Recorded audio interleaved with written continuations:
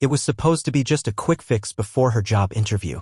Eliza never expected the tinted window of a sleek black car to be anything more than a mirror. She certainly didn't expect a billionaire to be sitting inside watching as she awkwardly adjusted her bra strap. Nathan Cole wasn't used to surprises. But the girl outside his car? She made him look twice. And then again. What followed was a series of misunderstandings, unexpected encounters, and a connection neither of them could explain. One moment of embarrassment turned into a love story worth every twist. Before we dive into the story, comment below where you're watching from. Enjoy the story, everyone. The reflection showed just enough to fix it barely. Eliza tilted her chin, tugged the frayed collar of her coat into place, and smoothed down her hair with trembling fingers. She didn't notice the figure in the driver's seat behind the tinted glass. Just another expensive car parked in front of Halston Tower, one of a dozen symbols of money and power lining the street. She wasn't meant to belong here. Not with her second-hand shoes, her patched coat, or her borrowed confidence. Inside the car, Nathan Cole stared. He wasn't used to being ignored. And yet the girl outside had looked right through him, using his car as a mirror like he was invisible. It should have annoyed him. But instead, he found himself frozen, absurdly intrigued by the way she adjusted her neckline with fierce determination like she was preparing for battle. She wasn't model pretty, not in the magazine sense, but there was something captivating in her urgency, her focus. Something real. She didn't glance his way until she stepped back and caught the smallest movement from inside the car. A flicker of a hand. Their eyes met just for a breath. Hers widened in horror. His narrowed in curiosity. Then she turned and rushed toward the building's entrance, her cheeks flushing scarlet. Nathan sat there for a moment, still processing what had just happened. She looked like she was walking into something important. And terrified. He knew that look.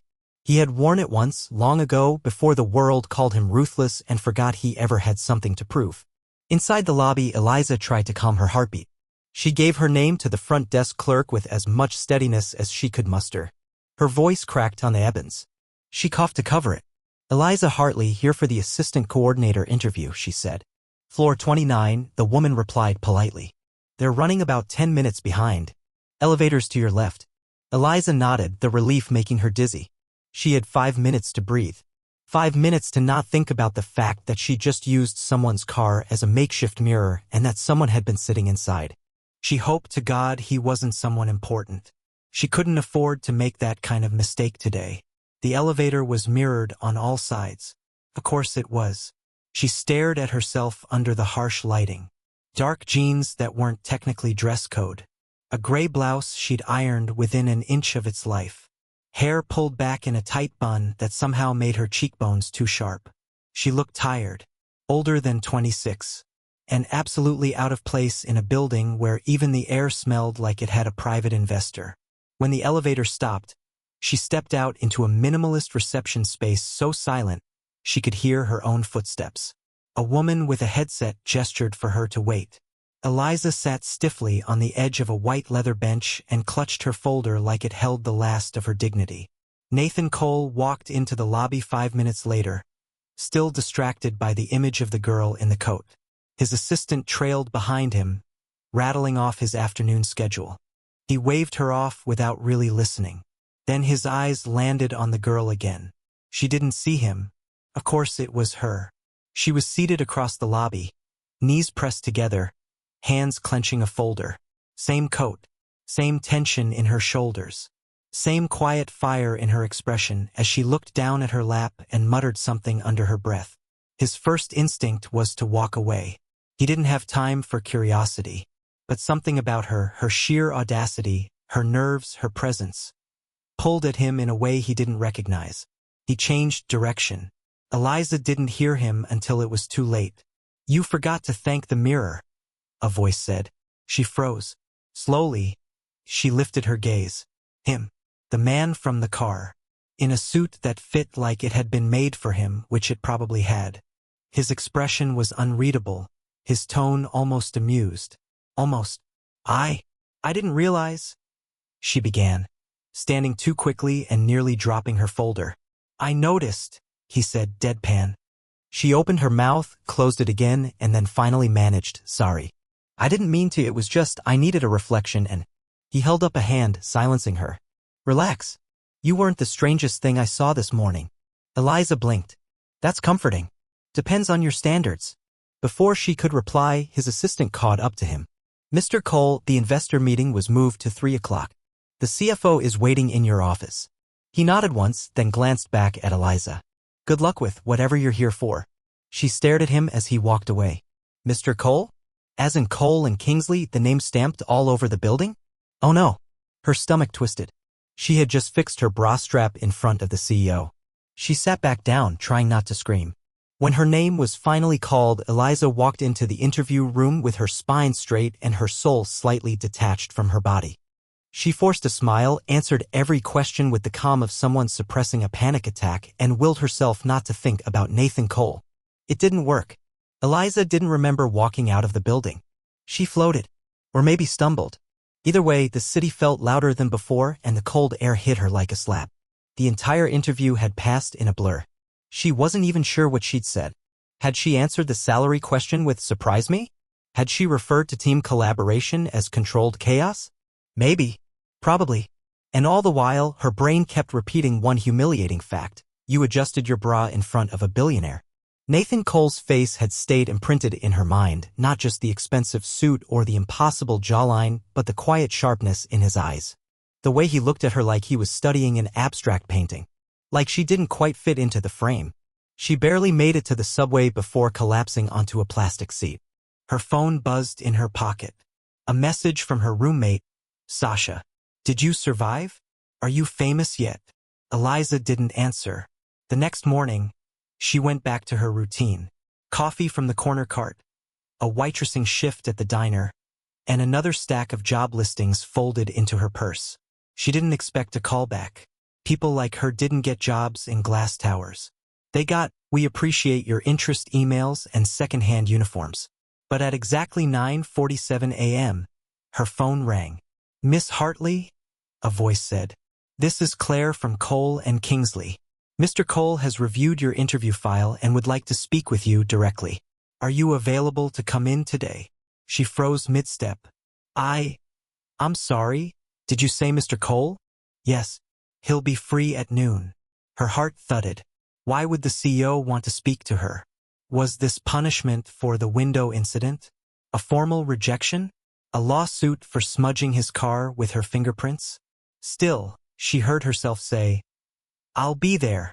She showed up in the same coat, freshly brushed at least, and tried to avoid eye contact with anyone in a blazer.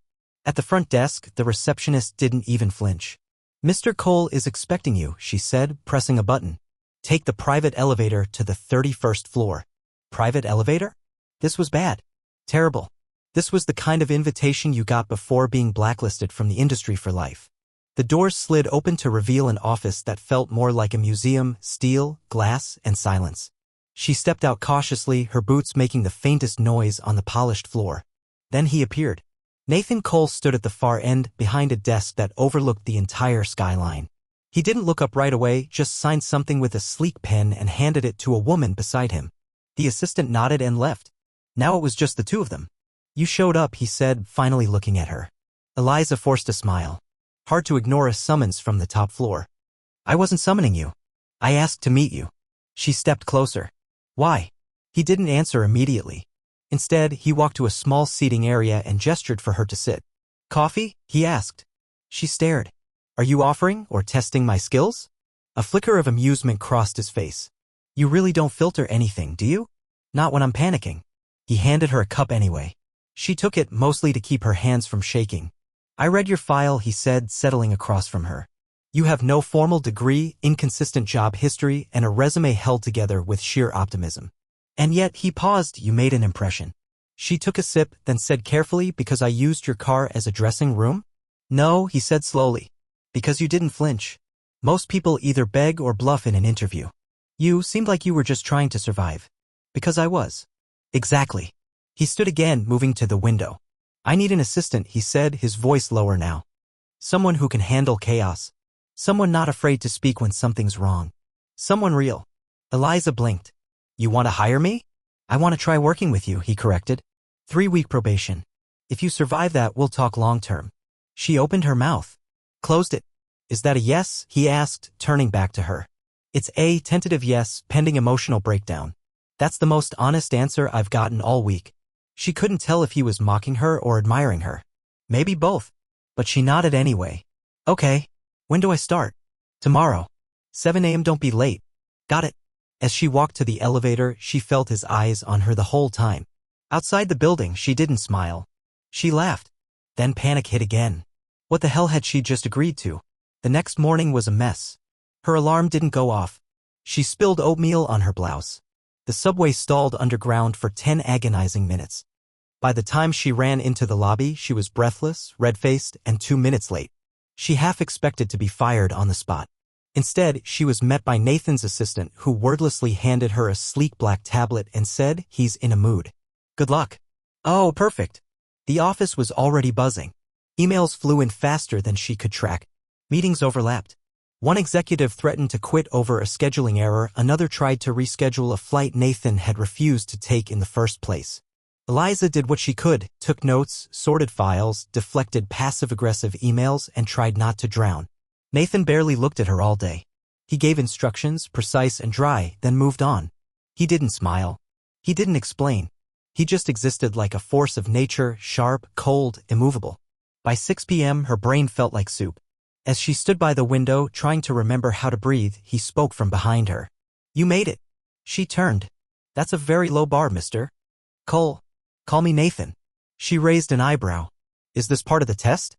He didn't answer, just looked past her toward the fading skyline. "I thought you'd quit before lunch," he said. "Honestly, I considered it." "Why didn't you?" She hesitated. "Because I think there's more to this job than chaos, and more to you than numbers." For a long moment, he didn't say anything. Then, softly, "That's dangerous thinking. Only if it's wrong." Their eyes met. Something shifted. But the moment passed. Nathan stepped away and Eliza gathered her things. Tomorrow would be harder. But for now, she'd survived. And that for today was enough. Eliza wasn't sure what she expected from the second day, maybe a minor disaster, maybe an HR meeting explaining she'd been a clerical error. But instead, she found herself slowly absorbed into the controlled chaos of Nathan Cole's world. He didn't micromanage, but he noticed everything. He rarely praised, but never missed a detail. And though he still spoke in clipped sentences, she began to hear the faint rhythm behind them. He wasn't cold. He was deliberate. The days bled into each other. She learned the elevator code, the coffee preference hierarchy of senior staff, the exact tone Nathan's voice took when he was about to cut someone off mid-presentation. She also learned he never left the office before dark, that his phone never rang with personal calls, that his expression only softened barely when he looked at the skyline, not the people. Eliza worked late one Thursday, sorting logistics for a last-minute investor dinner that Nathan had refused to attend but still wanted detailed notes on. Her feet hurt, her eyes burned, and when she finally looked up, the office was nearly empty. Nathan was still at his desk, reading a file in silence. She knocked gently on the glass wall. "Dinner's confirmed. I added placeholders in the briefing for your remarks in case you change your mind." He didn't look up. "I won't." She hovered in the doorway. "May I ask why?" He finally met her eyes. "Because pretending to be interested in hollow flattery makes me physically ill." Eliza tilted her head. "So you avoid social settings because they're fake?" "I avoid social settings because they waste time. And yet you run a company that depends on relationships." He stood slowly with that controlled precision she'd come to recognize. "You assume all relationships are equal. I invest where it matters." She raised an eyebrow. "And do you invest in people?" "Rarely." He moved past her to the small bar cart in the corner and poured a glass of water. "What about you? Why are you still here at 8 p.m. earning intern-level pay and absorbing senior-level abuse?" She smiled faintly. "Because something about this place and about you makes me want to see what happens next." His hand paused mid-motion. "I've worked jobs where nothing changed," she continued, "where I could predict every cruel comment and forced smile. But this is different. You're different. You watch. You choose. And somewhere under all the expensive silence, I think there's a reason you haven't pushed me away yet." Nathan stared at her for a moment, then returned to his desk without responding.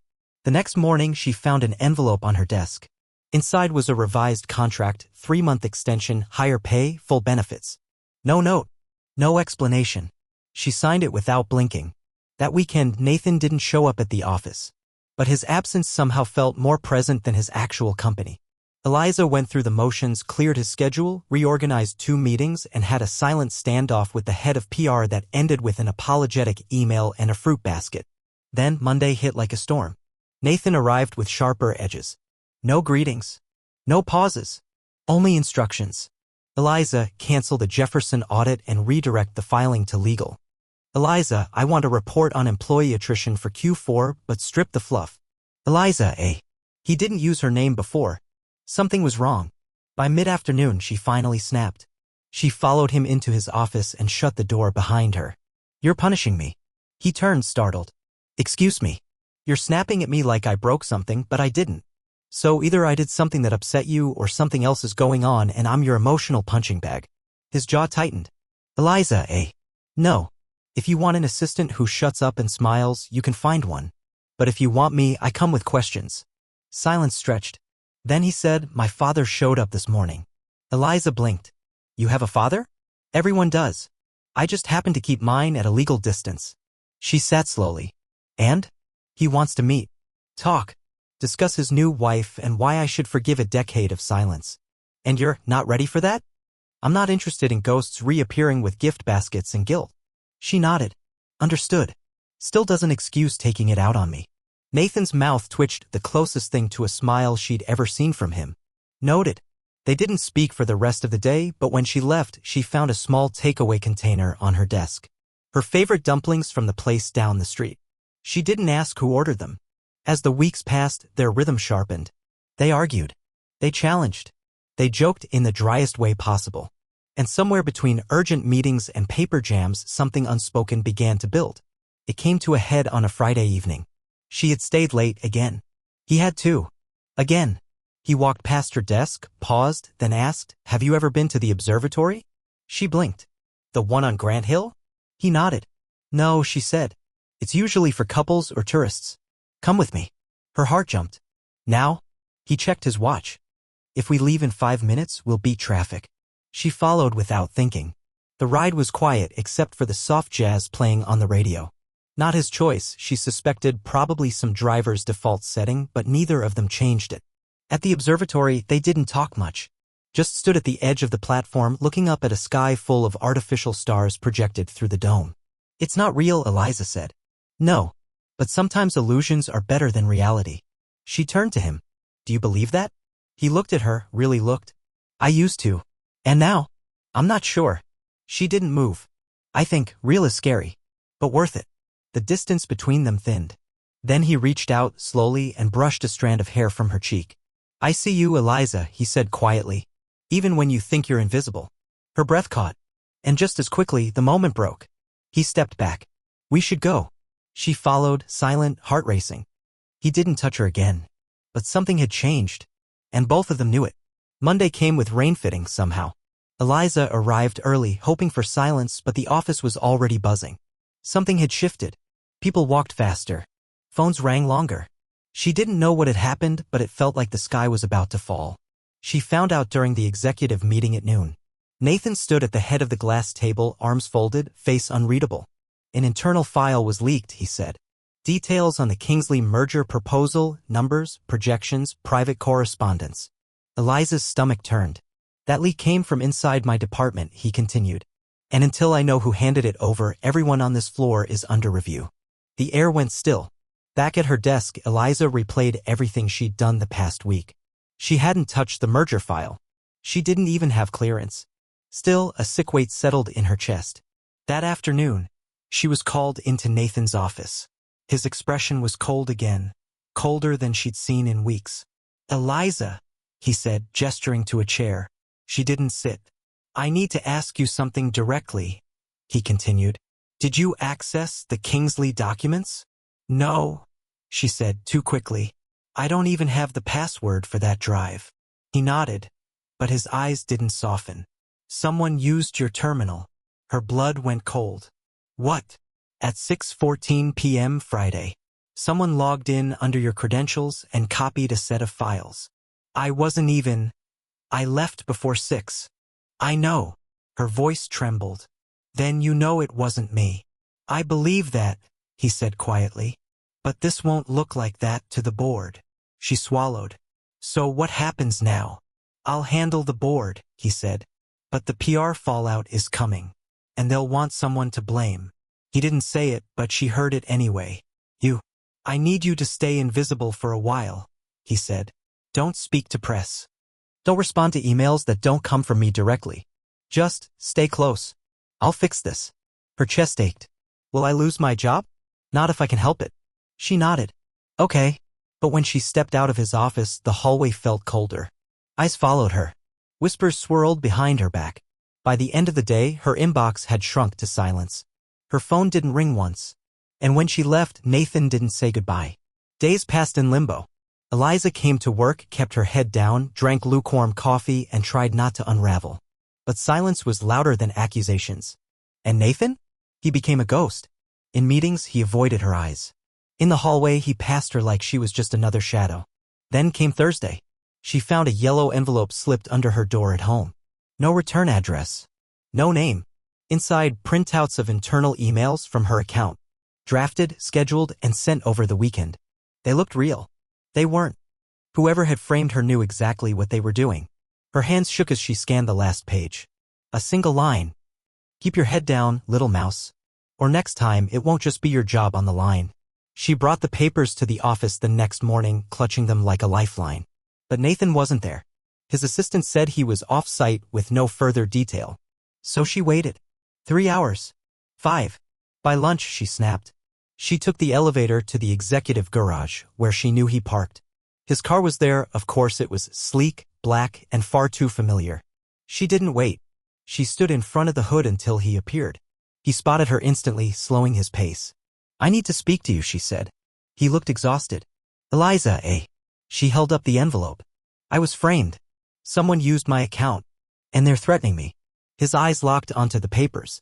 He took them without a word and flipped through. Then again. Then slower. You should have brought this to legal, he said at last. I brought it to you, she replied. His jaw tensed. This complicates things. She blinked. What does that mean? It means the board already has its scapegoat. They won't reverse course without public proof. So I'm expendable? Eliza, eh? No. You want honesty? Here it is. I thought I mattered to you. I thought we were more than boss and assistant. But maybe that was just the illusion you liked, the girl from the wrong side of the glass, grateful for breadcrumbs. He flinched. You do matter, he said quietly. That's the problem. She stared at him. Because if you didn't, he continued, this would be easier. I don't want easier, she whispered. I want truth. Silence. Then suddenly he moved fast, without warning, and kissed her. It wasn't gentle. It was desperate, conflicted, hungry for something neither of them could name. Her hands clutched his jacket. His fingers buried in her hair. It was the collision of two people who had spent weeks orbiting each other and finally crashed. When they pulled apart, her breath was shaky. That wasn't an apology, she said. I know. He touched her cheek. But it's a start. That night, Eliza couldn't sleep. Not because of the kiss, though her lips still burned, but because something inside her had shifted. She couldn't go back to being quiet. She couldn't let herself vanish to protect a man who hadn't fully chosen her yet. So the next morning, she walked into the building not with caution, but with intent. She asked to speak to HR. She handed them the documents. She told them everything. And when they asked if she had Nathan Cole's support, she simply said, not yet. The storm hit faster than she expected. By noon, the documents had reached the compliance office. By 2, whispers were echoing across departments. And by 4, Eliza was asked gently, politely, but undeniably to leave the building while the investigation proceeded. She packed in silence. Her desk looked smaller now. The little sticky notes, the backup charger, the half-used tea bag. All of it felt like pieces of a life she'd barely started to build. As she walked to the elevator, no one met her eyes. No one said goodbye. Except one voice, quiet and sharp behind her. Eliza. She turned. Nathan stood at the far end of the hallway, still in his suit, still perfectly composed, but with something wild behind his eyes. I heard, he said. She gave a bitter smile. You always do. Just never in time. I was wrong, he said. I thought I could control the board. I thought I could fix it quietly. But I let them silence you to protect the company. You let them silence me to protect yourself. His shoulders stiffened. That too, he admitted. She didn't reply. The elevator doors opened behind her with a soft chime. Then he said, don't go. She froze. Not yet, he added. Eliza turned slowly. Why? Because I'm done choosing power over people. He stepped closer. You stood up when I hesitated. You risked everything when I hid. That makes you 10 times braver than I've ever been. She crossed her arms. Words are easy, Nathan. Then I'll show you. That evening, a live stream from the Cole and Kingsley press room went public. Nathan stood at the podium, unshaved and unfiltered. He admitted to the breach. He named the internal conflict. And he identified the true culprit, one of the senior analysts who had redirected blame toward Eliza using falsified metadata. He ended with this. Miss Hartley acted with more integrity than most of us. And if this company has any future, it's because of people like her. By morning, her name was cleared. By afternoon, her inbox had 347 unread messages. But Eliza didn't come back. Not immediately. She needed time. Nathan understood. He didn't chase her. But every morning, without fail, she received a text. Still here. No pressure. Just hope. Took her 2 weeks. She returned not through the front doors, but through the parking garage, the same place where everything had begun. He was waiting by the car. Same suit. Same stillness. You came back, he said. I had to see if the mirror still worked. He almost smiled. What do you see? She stepped closer. Her reflection shimmered in the glass. Tired eyes. Steady breath. A woman who had survived. I see someone who stopped waiting to be chosen, she said. He nodded. And if I choose you now? She met his gaze. Then it better be for everything. Nathan didn't hesitate. He took her hand. No contracts. No conditions. Just truth. And this time no one looked away.